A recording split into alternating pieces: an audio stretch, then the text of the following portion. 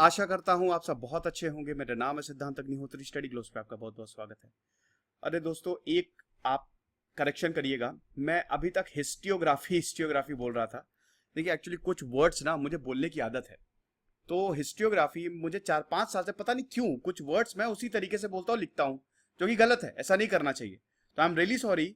Historiography होगा। आप हिस्टियो को हिस्टोरियो कर लीजिएगा, ठीक है। मुझे शॉर्ट फॉर्म यूज करने की आदत है, तो वही मैंने लेक्चर में भी कर दिया।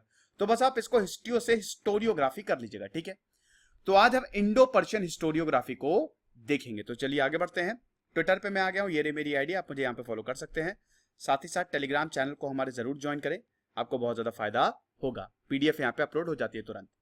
चलो, इंडो पर्शियन हिस्टोरियोग्राफी बहुत ज्यादा इंपॉर्टेंट है। कैसे? ये मेडिवियल हिस्टोरियोग्राफी को बताता है किस तरीके से इस्लामिक इन्वेजन भारत में हुआ। First battle of Tarain, second battle of Tarain के बाद महमूद घोरी जो है वो आया भारत में और अपने स्लेव्स को, जिसको वो अपना बच्चा मानता था, अपने गुलामों को अपना बच्चा मानता था, वो यहां पे आ गए। अब देखिए, हम मेडिवियल हिस्ट्री तो कवर कर नहीं रहे हैं, लेकिन मैं आपको यहां पे ग्लिम्स दूंगा उसका। मेडिवियल हिस्ट्री में बहुत जल्दी कवर कर दूंगा। हिस्टोरियोग्राफी, हिस्ट्री कैसे लिखी गई, ये हम देख रहे हैं, और ये बहुत इंपॉर्टेंट चैप्टर्स हैं। अब अगर हम बात करते हैं, 1191 में फर्स्ट बैटल ऑफ तराइन हुई। पृथ्वीराज चौहान ने हरा दिया महमूद घोरी को।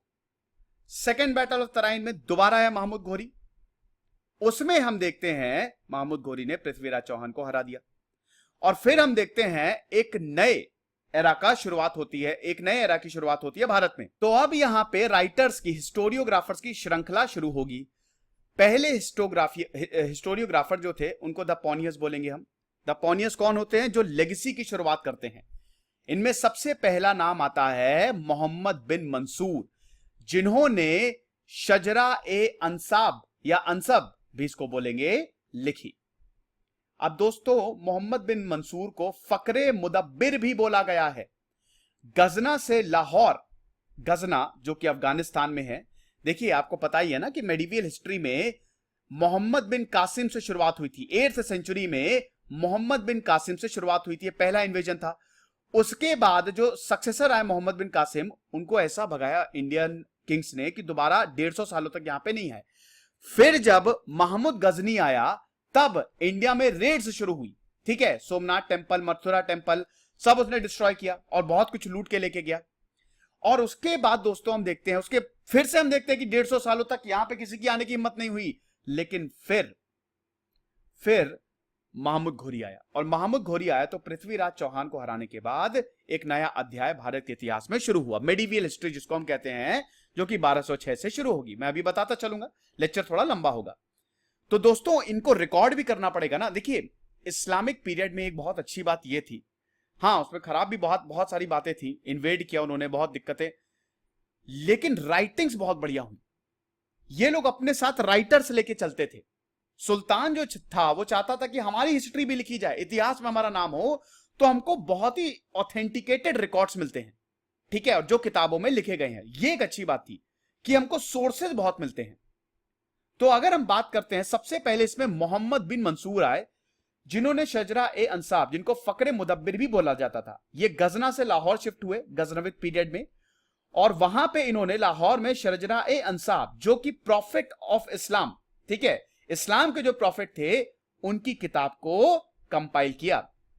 अब इसमें हम देखते हैं कि महमूद घोरी के बारे में भी बताते हैं, इनके पिताजी सुपुद्दीन के बारे में भी बताते हैं। अलग अलग अकाउंट्स हमको यहां पे मिलते हैं।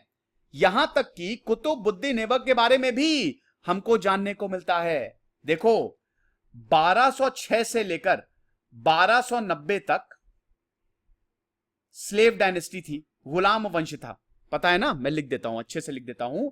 1192 में पृथ्वीराज चौहान हारे, और 1206 कुतुबुद्दीन ऐबक आया, वही जिसने कुतुब मीनार बनवाया है। कुतुबुद्दीन ऐबक आया, जिसको लख बख्श भी बोला जाता था। फिलहाल हम अभी मेडिवल हिस्ट्री में नहीं जाएंगे। 1206 से लेकर 1290 तक ये स्लेव डायनेस्टी रही, ठीक है। कुतुबुद्दीन ऐबक 1206 से 1210 तक रहा, और इसके बाद इसका दामाद इल्तुतमिश 1210 से लेकर 1236 तक आया। आई होप ये आपको पता ही होगा। तो 1206 से 1210 तक जो कुतुबुद्दीन ऐबक रहा, इसके बारे में बहुत कुछ लिखा है।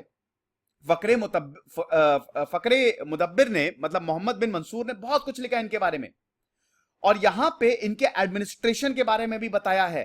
कुतुबुद्दीन ऐबक किस तरीके से एक एग्जाम्पल सेट करता था, अपने सक्सेसर्स को इंस्पायर करता था।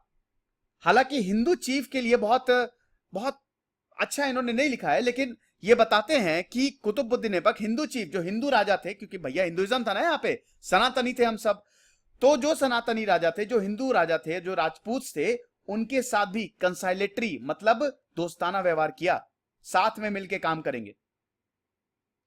तो सबसे पहला अकाउंट यहां पे मंसूर ने लिखा, और बहुत ही इंपॉर्टेंट है। इसके बाद ये लेगेसी जो है वो शुरू हो गई। बहुत कुछ बताया यहां पे। उस समय यहां पे सिंबॉलिक सिग्निफिकेंस क्या था, रिचुअल्स, परंपराएं कैसी होती थी, फंक्शंस कैसे होते थे, ये सब बताया है। ये तक बताया है कि जब कुतुबुद्दीन ऐबक दिल्ली से लाहौर आया, ठीक है, ये तक बताया है कि कैसा स्वागत किया था कुतुबुद्दीन ऐबक। पूरी जो पॉपुलेशन है, एंटायर पॉपुलेशन ऑफ लाहौर आ गई थी इनके स्वागत के लिए, और स्वागत किया था। स्वागत नहीं करोगे हमारा, ये हुआ था। लीगल वेल्थ कितनी थी, टैक्स कितना लगाते थे, कैसे टैक्स लगाते थे, 1/5 एग्रीकल्चर जो लैंड रेवेन्यू था उसका 1/5 जो है वो एज अ टैक्स लिया जाता था, ये सब बताया है। कुतुबुद्दीन ऐबक और घुरियन की कॉन्क्वेस्ट क्या थी, कैसे जीता, मोहम्मद घोरी के गुलामों ने क्या क्या जीता, वो भी बताया है। बहुत चीजें नहीं भी हैं, जो चीजें नहीं है वो आने वाले स्कॉलर्स, आने वाले हिस्टोरियन जो हैं वो पूरी करेंगे। तो हिस्टोरियोग्राफी में बहुत ज्यादा इंपॉर्टेंट है। यहां तक कि ड्यूटीज ऑफ किंग, राजा का कर्तव्य क्या होना चाहिए, वॉर टैक्टिक्स, वॉरफेयर के बारे में भी बताया है, वॉर हॉर्सेस के बारे में बताया है, कैसे जो सोल्जर्स होते थे उनका ट्रीटमेंट किया जाता था, इन सब के बारे में भी बताया है। ठीक है, फकरे मुदब्बिर जिनको बोला जाता था, मोहम्मद बिन मंसूर को। उसके बाद दोस्तों सेकंड बहुत ज्यादा important, Hasan Nizami, second historian. Hasan Nizami की बात करें तो निशापुर से इंडिया आई है। क्यों आए? इसलिए आए कि इनकी किस्मत का ताला खुल जाए। भारत बहुत अमीर था, चलो भारत, सब लोग भारत की तरफ भागते थे। फिर उसके बाद दिल्ली में कुछ दिन तक रहे। कुतुबुद्दीन ऐबक ने जब थ्रोन को ऑक्यूपाई किया, मतलब जब थ्रोन को लिया, ऐबक ने जब थ्रोन को लिया, तब हसन निजामी थे उस वक्त, ये सब देखा था, और इन्होंने कुतुबुद्दीन ऐबक की हिस्ट्री को कंपाइल किया। तो जो मोहम्मद बिन मंसूर ने छोड़ा था वो हसन निजामी ने पूरा कर दिया। पूरी हिस्ट्री इन्होंने कंपाइल की। लिटरेरी जीनियस इनको माना जाता था। अरेबिक और पर्शियन पोएट्री में महारत हासिल थी, और बहुत स्माइली मेटाफोर्स हो गया, रेटोरिक, बहुत कुछ इन्होंने लिखा, और कमाल का लिखा। हसन निजामी का काम बहुत बेहतरीन। और जो first and second battle of Panipat, sorry Tarain, जो first and second battle of Tarain जो है वो हरियाणा में आता है, आपको पता ही है। तो first and second battle of Tarain जो लड़ी गई दोस्तों, वो इतनी, उसका डिस्क्रिप्शन इतना अच्छे से इन्होंने किया है कि हमको सब कुछ पता चलता है। ठीक है, लेकिन सेकंड बैटल ऑफ तराइन पे ज्यादा फोकस करते हैं, जाहिर सी बातें फोकस करेंगे ही। देखिए एक चीज तो आप समझिए, ज्यादातर जो इस्लामिक स्कॉलर्स थे वो अपने सुल्तान को ग्लोरीफाई करते थे। बहुत सारे अभी स्कॉलर्स ऐसे भी हैं जो अपने सुल्तान की कमजोरी भी बताएंगे, लेकिन उस समय सुल्तान की कमजोरी अब बता नहीं सकते थे। क्यों? क्योंकि आपको मार देते। भाई आप मान लो कि एक राजा है, अब आप राजा के बारे में लिख रहे हो, तो क्या आप उसकी बुराइयों के बारे में लिखोगे? अगले दिन ही मार दिए जाओगे। उसकी अच्छाई के बारे में ही लिखोगे ना। तो ज्यादातर स्कॉलर जो है बड़ा ग्लोरीफाई करते थे, और ये राजा की तरफ से संदेश भी रहता था कि ग्लोरीफाई करो। 1192 से लेकर 1196 तक इन्होंने बहुत कुछ लिखा। उसके बाद 10 साल तक इन्होंने स्किप किया। ये कन्नौज और बदायूं 1197 कन्नौज पे जो और यहां पे जो चंदावर हुई, ठीक है, मतलब कन्नौज को ऑक्यूपाई किया और चंदावर को 1198 में ऑक्यूपाई किया, उसके बारे में कुछ नहीं बोलते ये। मतलब हसन निजामी का जो काम है वो एक तो 1192 सेकंड बैटल ऑफ तराइन का डिस्क्रिप्शन बहुत अच्छे से दिया है, फिर 1192 से लेकर 1196 तक लिखते हैं। उसके बाद सीधा 10 साल आगे जाते हैं 1206 में, जब कुतुबुद्दीन ऐबक ने थ्रोन को ऑक्यूपाई किया। फिर मैग्नम ऑपस मिनहाज सिराज जुजानी, इन्होंने जो तबाकते नासिरी लिखी, ये कमाल का काम, ये सबसे बड़ा काम माना गया। अर्ली अगर द पॉनियस की बात करें तो सबसे बड़े थे इसमें मिनहाज सिराज जुजानी, जिन्होंने हसन निजामी को फॉलो किया और मोहम्मद बिन मंसूर को फॉलो किया। इन्होंने तबाकते नासिरी लिखी, बहुत इंपॉर्टेंट है ये किताबें याद रखिएगा, जो कि मैग्नम ऑपस वर्क था। बहुत कुछ इन्होंने लिखा। खुरासन से यहां पे भारत आए थे ये। हिस्ट्री ऑफ इस्लाम और मुस्लिम रूलर्स बहुत अच्छे से 1260 तक इन्होंने लिखा। मंगोल्स के भी बारे में लिखा इन्होंने। He belonged to a family of scholars, scholars की फैमिली से बिलोंग करते थे ये। और जो घुरी सुल्तान थे ना, फिरोजकह और गजना के जो सुल्तान थे, उनके कोर्ट में इनकी फैमिली अपॉइंटेड थी। 1227 में ये भारत आए और तुरंत ही नासिरुद्दीन कबाचा के कोर्ट को इन्होंने ज्वाइन कर लिया। फिर हम देखते हैं कि इतने बड़े स्कॉलर थे ये कि इनको फिरोजी मदरसा, जो कि उस समय का सरकारी कॉलेज था, जो कि ऊंच है, वहां पे इनको एक हेड बना दिया गया। 1228 में इल्तुतमिश, देखिए मैंने बताया 1206 से लेकर 1210 तक कुतुबुद्दीन ऐबक, 1210 से लेकर 1236 तक इल्तुतमिश आया था, जो कि कुतुबुद्दीन ऐबक का दामाद था। तो इल्तुतमिश 1228 में मिन्हाज सिराज ने इल्तुतमिश की सर्विस को ज्वाइन कर लिया। और फिर इल्तुतमिश का जब रूल चला, ये काजी थे, जुडिशियल ऑफिसर ऑफ ग्वालियर। फिर रजिया सुल्तान ने 1236 में इल्तुतमिश खत्म, तो रजिया सुल्तान आई उसके बाद 1236 से लेकर 40 तक, उन्होंने बुला लिया, दिल्ली बुला लिया। और जब दिल्ली बुलाया तो इनको मदरसा ए नासिरी का हेड बना दिया और वहां पे ये चीफ काजी की पोजीशन में रहे। जो मजिस्ट्रेट होते हैं ना, उनको पहले काजी बोला जाता था, तो आज जज आप कह सकते हैं। अब उसके बाद फिर आपको पता ही है कि 1240 में फिर रजिया सुल्तान को मार दिया गया। 1240 से लेकर 1246 तक काफी दिक्कतें रही और फिर नासिरुद्दीन महमूद आए। नासिरुद्दीन महमूद एक बहुत ही वीक रूलर थे। एक्चुअली मिडीवियल हिस्ट्री में क्या था ना, पावर नोबेल, ये जो स्लेव डायनेस्टी है ना, पावर नोबेल्स के पास रहती थी।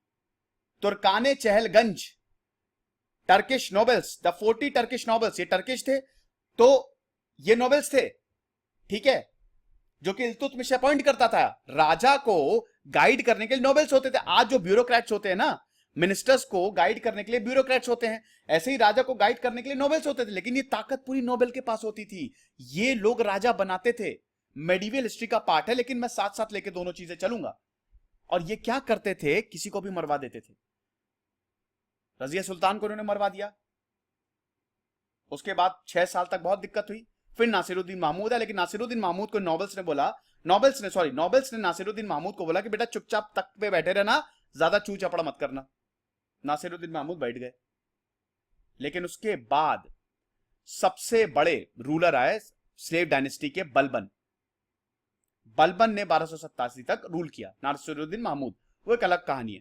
देखिए दोस्तों, हो सकता है आपको ये लगे कि ये जो जिनके बारे में मैं आपको बता रहा हूं, कुछ लोगों को हो सकता है कि उनको बुरा भी लगे कि सर, मतलब एक मुझे कमेंट भी मैंने पढ़ा था, पब्लिक कमेंट था कि सर आप मतलब इतना क्यों कह रहे। देखो बेटा, ये इतिहास है, यही लिखा हुआ है, क्या करें, मेरी मजबूरी है यही बताना, है ना, मेरी मजबूरी है ये बताना, मुझे बताना ही पड़ेगा। इतिहास से छेड़छाड़ वेरी बैड। हिस्टोरियोग्राफी के ऑब्जेक्टिव्स की बात की थी ना, तो यही बताना पड़ेगा। किताबों में भी यही लिखा है जो आप पढ़ते हो, ठीक है। एनीवे, हम आगे बढ़ते हैं। तो नासिरुद्दीन महमूद, मतलब इधर रजिया सुल्तान ने बुलाया मिन्हाज को। नासिरुद्दीन महमूद के रीन में इनको काफी बड़ी पोजीशन दी गई। और फिर हम देखते हैं इन्होंने अपना काम, तबाकते नासिरी इन्होंने लिखी। नासिरुद्दीन महमूद, तबाकते नासिरी। और इन्होंने Tabaqat system of history writing को एडॉप्ट किया। अब ये क्या है तबाकत फॉर्म, मतलब क्या है कि जो डायनेस्टी आई, जो रूलर आया, उसको सेपरेट फॉर्म, तबाका मतलब सेक्शन होता है। जैसे इल्तुतमिश का separate form, separate chapters Iltutmish के, कुतुबुद्दीन ऐबक के सेपरेट चैप्टर, एक साथ नहीं, ये कंपाइल किया और इसको 1259 में कंप्लीट किया, तबाकत नासिरी को। लास्ट 5 सेक्शन सबसे इंपॉर्टेंट माने जाते हैं हिस्ट्री के पॉइंट ऑफ व्यू से, क्योंकि वो सेंट्रल एशिया, पर्शिया और मंगोल भी तो पैरेलली चल रहा है ना, मंगोल रूलर्स के बारे में भी डिस्क्रिप्शन देते हैं, करप्शन के बारे में बात करते हैं, चंगेज खान के बारे में बात करते हैं और मंगोल की पावर का डिक्लाइन के बारे में भी बात करते हैं, मंगोल्स की विक्ट्रीज के बारे में बात करते हैं। Destruction of Muslim cities and towns के बारे में बात करते हैं बाय मंगोल्स। मंगोल्स ने बहुत कोशिश की, इल्तुतमिश के दौरान भी कोशिश की, चंगेज खान तो भारत तक आ गया था, ठीक है, तो बहुत कोशिश की यहां पे, लेकिन मंगोल भारत पे कभी भी आक्रमण कर ही नहीं पाए। अलाउद्दीन खिलजी के दौरान अलाउद्दीन खिलजी ने तो बैंड बजा दी थी, वो हम बात करेंगे अभी, तो मतलब जब मेडिवल हिस्ट्री कवर करेंगे। तो तबाका बहुत बहुत बहुत इंपॉर्टेंट है, ठीक है। और यहां पे 20 और 21 सेक्शन जो है वो पूरे इंडिया को डिस्क्राइब किए गए हैं, इंडिया को बहुत अच्छे से डिस्क्राइब किया गया है। अब इल्तुतमिश का देखिए, मिरहाज की बात करें, सिराज की बात करें, तो हम ये देखते हैं कि सिराज इल्तुतमिश को क्रिटिसाइज करना चाहते थे, नासिरुद्दीन महमूद को भी क्रिटिसाइज करना चाहते थे, लेकिन कर नहीं पाए। लेकिन यहां पे ये बहुत ही इंटेलिजेंटली बताते हैं कि जो नासिरुद्दीन महमूद और जो इल्तुतमिश के साथ के लोग थे वो कितने इंटेलिजेंट थे। मैंने बताया ना, क्रिटिसाइज करते तो मार दिए जाते, ये बहुत अच्छा है। ये तो द पानियर्स थे, द पॉनियर्स। अब हम बात करते हैं 14th सेंचुरी हिस्टोरियोग्राफर्स की। इनमें कौन कौन से थे? तो इनमें अगर बात करें, जियाउद्दीन बर्नी, तारीखे फिरोजशाही, 14th सेंचुरी। अब हम आ गए हैं 1290 में, स्लेव डायनेस्टी खत्म, 1290 से लेकर 1320 तक खिलजीज आए ना। अब अलाउद्दीन खिलजी के बारे में बात करेंगे, ठीक है। सबसे पहले हम बात करते हैं जियाउद्दीन बर्नी, नहीं, सबसे पहले हम इसामी के बारे में बात करते हैं। इसामी का नैरेटिव क्या था, बहुत ही ज्यादा इंपॉर्टेंट। इसामी की बात करें तो इन्होंने बहुत कुछ लिखा। सुल्तान महमूद ऑफ गजना के बारे में बताया, मतलब आज जो हम महमूद गजनी के बारे में जानते हैं ना, इसामी का उसमें बहुत बड़ा रोल है। बाद में जितने भी हिस्टोरियोग्राफर्स आए, इन्हीं को ही तो स्टडी किया, इन्हीं की राइटिंग से ही तो निकाला ना, सबको कंपेयर करके।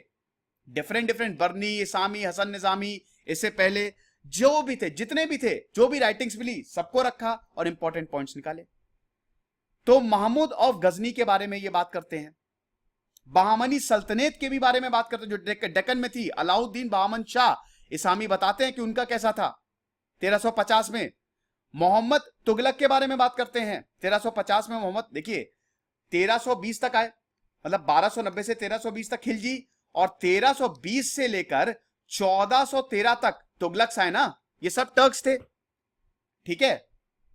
ये सब तुगलक, मतलब 1320 से तुगलक, तो तुगलक के बारे में भी बात करते हैं। इसामी के दादाजी नोबेल थे, बहुत इंपॉर्टेंट, और उनको मार दिया गया था, बलबन ने मार दिया था ना। बलबन ने सारे जो भी तुर्काने चहलगंज 40 नोबल्स को कत्लेआम करवा दिया था। अब इसामी बहुत छोटे थे, तो इनकी जो फैमिली थी फोर्सेबली दौलताबाद में शिफ्ट की गई 1327 में। तो यहां पे जो यंग इसामी थे, मोहम्मद तुगलक से बहुत नफरत करते थे, बहुत गुस्सा आती थी उनको। और धीमे धीमे मोहम्मद बिन तुगलक, जैसे जैसे वक्त आगे बढ़ा, ये और ज्यादा बढ़ती गई। और इनके जो इन्होंने लिखा है उसमें आप देख सकते हैं, इसामी जो इन्होंने लिखा है, ठीक है। लेकिन इन्होंने तुगलक्स के बारे में, खिलजीज के बारे में बहुत अच्छे से बताया है। फिर आती है आपकी जियाउद्दीन बर्नी की तारीखे फिरोजशाही।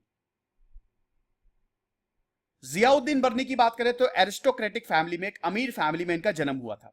इनके जो फैमिली थी वो जनरेशंस थे, जनरेशन से royal court of Delhi, Delhi का जो शाही कोर्ट था ना, शाही दरबार, वहां पे इनके फैमिली वाले काम करते थे, और बहुत बड़े परिवार से आते थे जियाउद्दीन बर्नी। देखिए, ये लोग जो ज्यादातर राइटर्स बड़े परिवार से आते थे, जो छोटे वाले होते थे उनको तो कोई इंपॉर्टेंस नहीं मिलती थी, जो बड़े परिवार से आते थे उन्हीं को इंपॉर्टेंस मिलेगी ना। हो सकता है यहां पे बहुत सारे जो छोटे राइटर्स हो वो बहुत ही टैलेंटेड हो, लेकिन उनको कुछ आगे मेरिटोक्रेसी उस समय नहीं थी, बड़े परिवार के इंसान को ही राजा का बेटा राजा बनेगा, ऐसा था। तो आपको बड़े परिवार से ही सबके सब राइटर्स मिलेंगे।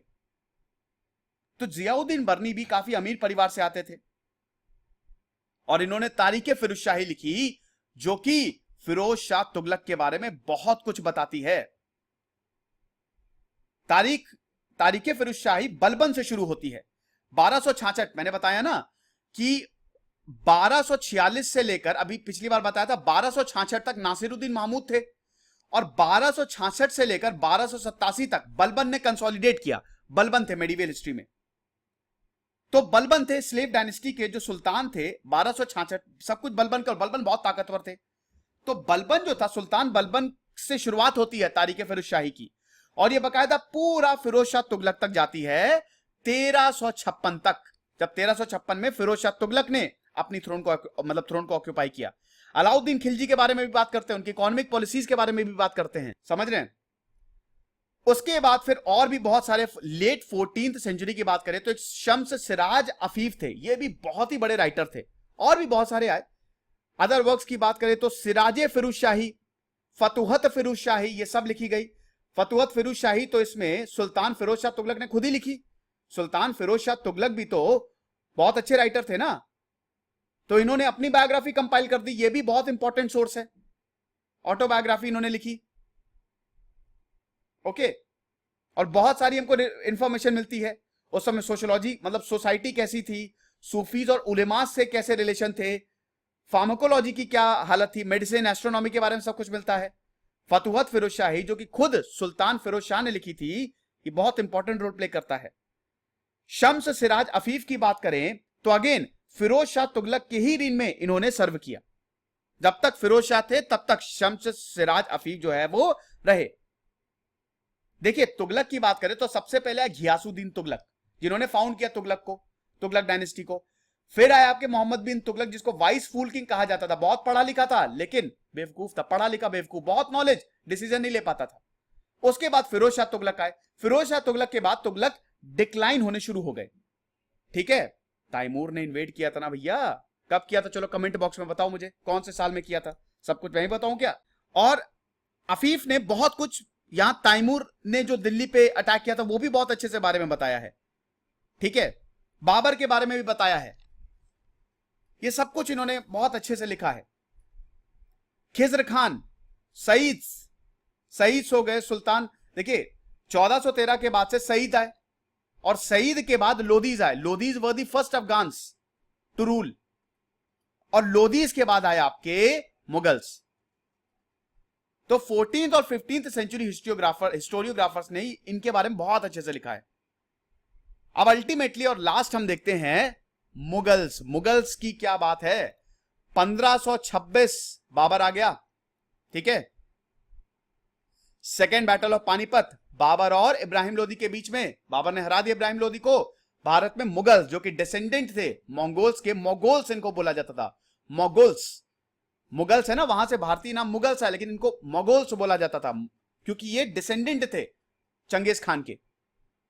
तो जब इसने हराया, बहुत लंबे चैप्टर्स है दोस्तों, मैं आपको वादा करता हूं कि जैसे ही ये खत्म होगी मैं पूरी मेडिवल हिस्ट्री, सितंबर में मैं मेडिवल हिस्ट्री पूरी कवर करूंगा, ये वादा है आपसे।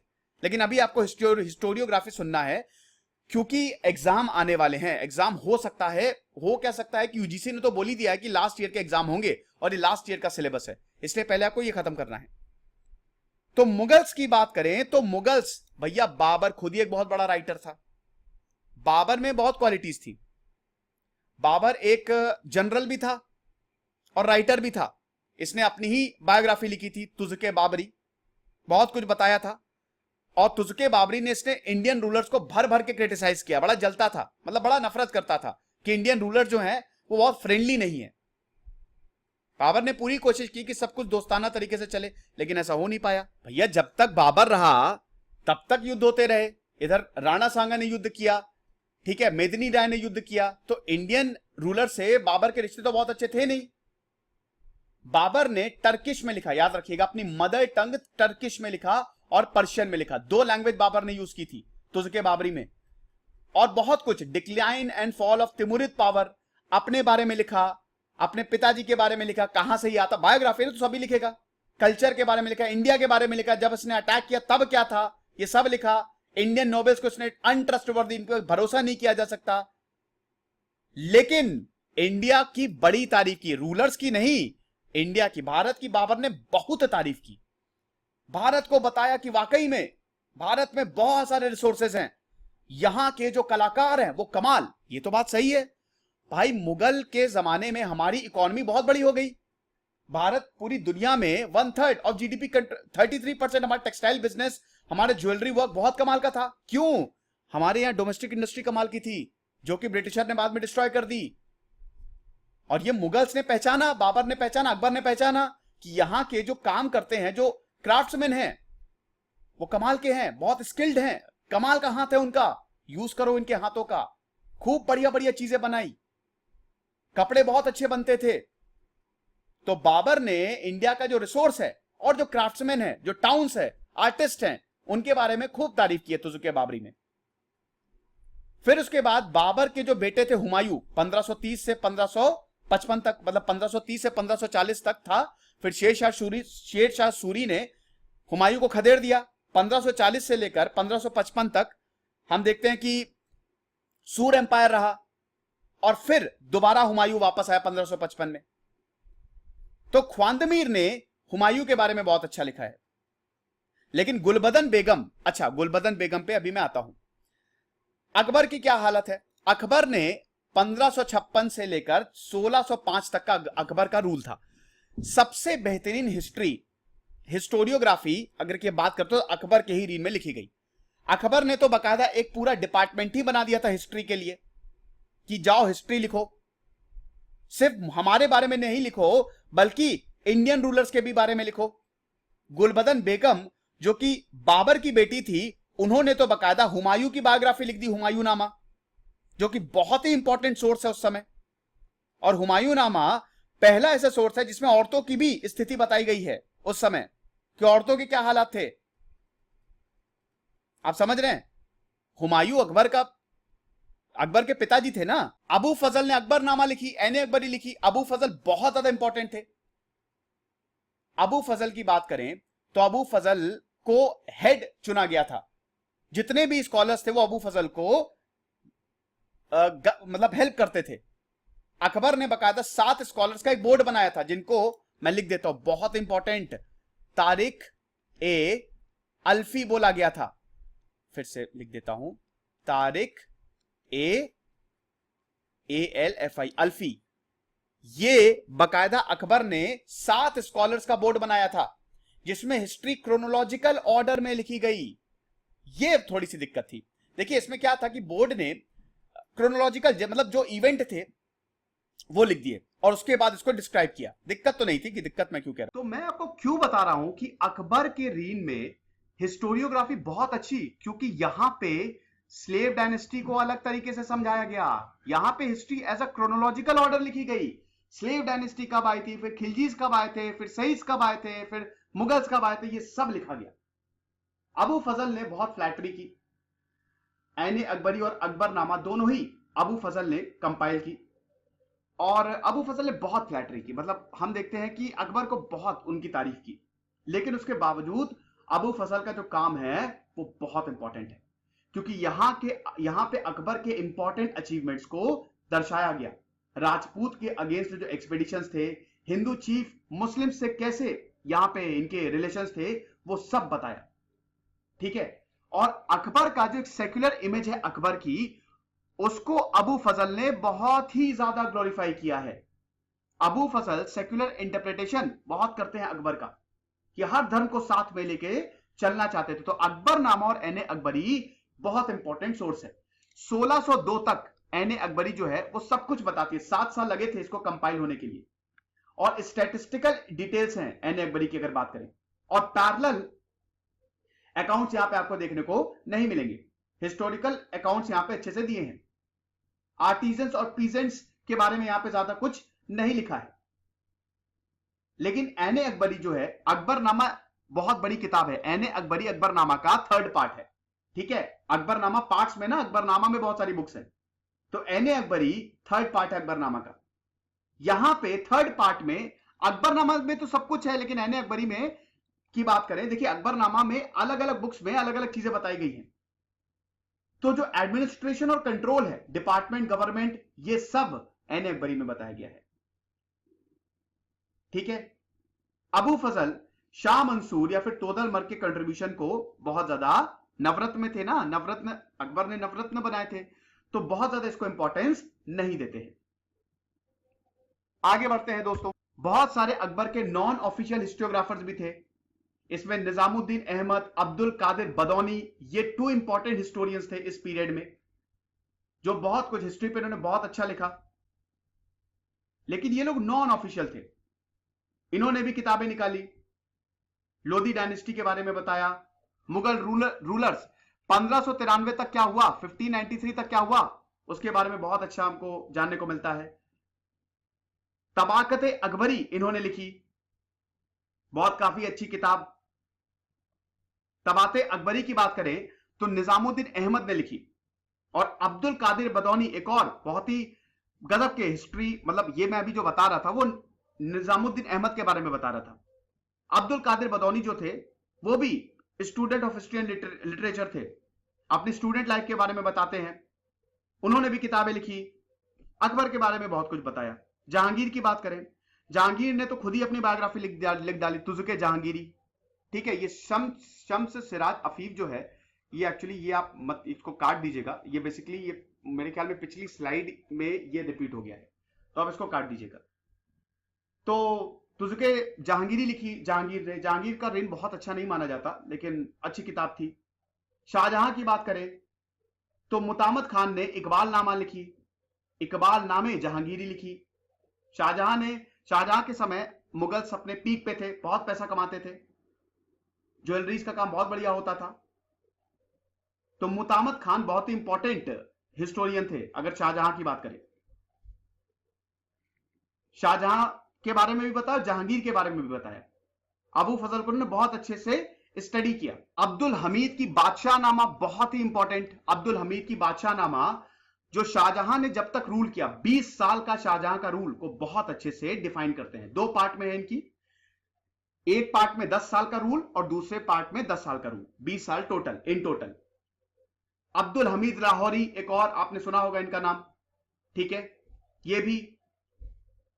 फिर औरंगजेब की अगर बात करें तो औरंगजेब ने भी राइटर्स को, लेकिन औरंगजेब में क्या था कि औरंगजेब के बारे में जब हिस्ट्री लिखी जाती थी तो औरंगजेब को बहुत ज्यादा प्रेस किया जाता, और औरंगजेब को ये सब ज्यादा पसंद नहीं था। जबरदस्ती औरंगजेब को प्रेस किया जाता, फ्लैटरी की जाती थी, तो औरंगजेब का मूड खराब हो गया और उन्होंने बंद करवा दिया। ज्यादा हिस्ट्री लिखने की जरूरत नहीं है, बट स्टिल मोहम्मद काजिम जो कि सन है मोहम्मद अमीन काजविनी के, उनको बुलाया औरंगजेब ने कि लिखो हिस्ट्री। आलमगीरनामा इस समय लिखी गई 1568 में, लेकिन मैंने बताया ना कि इसमें बहुत ज्यादा फ्लैटरी है, हद से ज्यादा एग्जैजरेशन है, तो मूड खराब हो गया यहां पर औरंगजेब का। उसके बाद इनायतुल्ला खान कश्मीरी ने, जो कि एक बहुत ही ट्रस्टेड नॉवेल था औरंगजेब के बेटे का, उन्होंने भी लिखी बहादुर शाह के बारे में, लेटर मुगल्स के बारे में इन्होंने लिखा। ठीक है, तो ये सारी चीजें थी। तो हम ये देख रहे हैं कि जो मुगल्स के समय में हिस्ट्री थी वो बहुत बहुत ज्यादा इंपॉर्टेंट थी। तो फाइनली दोस्तों medieval historiography pre modern tradition खत्म हो गए। अब हम बात करेंगे कुछ और चैप्टर्स की। तो खुश रहिए, पढ़ते रहिए। दिस इज सिद्धांत अग्निहोत्री साइनिंग ऑफ।